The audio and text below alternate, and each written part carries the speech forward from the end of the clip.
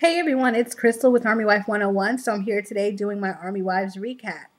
So in last night's episode, of course, everybody is deployed, and I don't know. The show seems a little blah with all the guys being gone. I wonder how long they're going to make the deployment last, being that it's in TV land. But anyway, last night's episode centered around the soldier who couldn't get childcare in time enough to deploy.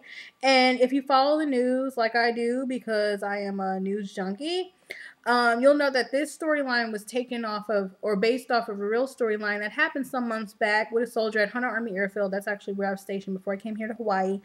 And I can't remember the details, I don't know, word for word. But I think her mom had initially was the one who was going to watch her child and then had to back out for whatever reasons. And the girl couldn't find anybody in time. Now, we could look at it politically because this whole episode of Army Wives focused around this story or whatever. My husband's in the military. He served in the Marines. He served in the Army. So I can speak freely when I say, yeah, the hua is all nice. But yeah, I'm a mom. What do you expect her to do? Leave her kid? Hello. So, all that, oh, well, she tried to get away from the war and all that. I doubt it. But would you really leave your kid too? I mean, come on. Let's think here as mothers. But in any event, that's what the whole episode focused on mainly. Claudia Joy really didn't have too much time to focus on Michael because she was working on the case, of course, with the nice looking Harry Hamlin. I'm sorry, guys. I'm an old TV watcher. Harry Hamlin, he's older now, but he was very handsome back then. I still think he's a handsome older man. But he's the one who plays the lawyer that she works with. I thought it was really cool how when the episode started, if I remember correctly, Claudia Joy walks into the kitchen and she wanted to make coffee and she's looking at Michael's cup because we've all experienced that. If you've ever had your husband or wife who's been deployed and that first day after they deploy, you kind of like walk downstairs or something within the household reminds you of them, something that you might do daily with them, whatever it may be. So I thought it was kind of nice that they touched on that sentimental type moment. It's not even a big thing, but it's just a moment that a lot of people go through. As far as Joan and Roland goes, I'm totally glad they touched on that because it is something that people, whether or not we know it, experience caregiver syndrome.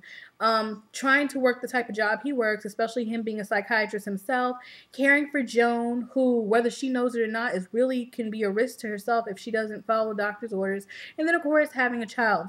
At the same time, Roland kind of irritated me because wives take care of kids all the time and we burn out all the time. So, really. There's wives that work, take care of kids, run kids to activities, do all types of stuff. And, we get burnt out, but we're not like freaking out about it. But in any event, I'm sure it's hard on him. Pam. Oh my God. That date that she went on.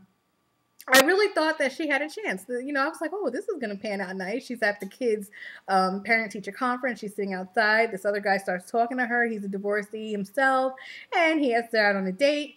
Roxy finally convinces her to go. The guy starts crying on the date, talking about he misses his wife. And I love the part where Pamela's like, check, please. So that was cute. Well, I guess we're going to see where Pamela goes with this dating thing. Honestly, I'm wondering where this is going to go with Pamela in this whole story because she's not really an Army wife anymore. And I'm not saying that, she shouldn't be in the show, but I don't know. I just, you heard about the spinoff series, but that's not for certain yet, so we don't know. Denise, there was really nothing going on with her. Claudia Joy helped her with some Moz classes. She assisted Claudia Joy, gave her opinions on the whole girl, going AWOL thing. And that was the end of her. I'm guessing she's due soon in real life. For those of you who don't know, she is pregnant in real life, hence the whole pregnancy storyline. They're having a girl. They're naming her Molly. I thought the story with Jeremy and the female soldier was so cute. I like Jeremy so much now. And I know that he was pretty much an a-hole in season 1. But he's been through a lot himself, and I think he's the sweetest guy. And I love how they put this little accent on him. I don't know if any of you noticed that, but I thought it was so cute how he went in the meeting. And I was really proud to see that he has sort of healed from the whole thing that happened last season where his best friend was killed in action, because I really thought that he had just completely lost it and was never going to, come back from that. But I'm glad to see that he has. So we've touched on Roland and Joan, Denise. I'm really not mentioning the husbands because they're gone. Roxy didn't do much yesterday besides running up to Claudia Joy and Denise. Oh my God, the girl, did you see her? She's going AWOL. I just think that's just like not how that would really go in real life, but whatever. really, there's nothing going on, and that's what makes me wonder where they're gonna go with this. There's 3 more episodes supposedly left in the season, so we have to see, how long is it gonna be before the guys come back, or is that gonna be the season finale? As far as something's gonna happen to one of the guys, all I have left to say is that I don't see how much more killing people can possibly happen in the season. Like, are they really gonna kill somebody else off? So with that said, let me know if I missed anything, because sometimes I tend to gloss over certain characters, but normally be aware that that's because usually they didn't do anything in the show to appeal to me that week. But in any event, I'm Crystal. I'm with Army Wife 101. Visit me again at www.armywife101. Yeah, www.armywife101.com. And email me at Crystal, Krystel, at armywife101.com. Thanks, and come back.